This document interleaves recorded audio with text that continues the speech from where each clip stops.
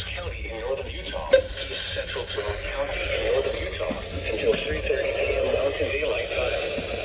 At 2:57 p.m. Mountain Daylight Time, a severe thunderstorm was located near Lake, Oregon, 8 miles west of West Valley City, moving north at 55 miles per hour.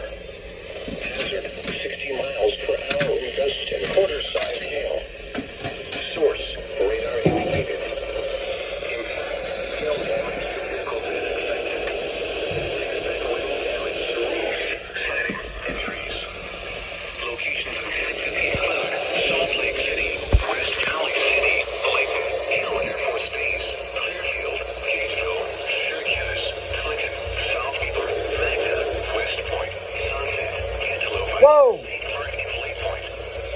This includes the following highways. It's for Interstate me. 15 between mile marker 329 and 337. Interstate 84 near mile marker 86.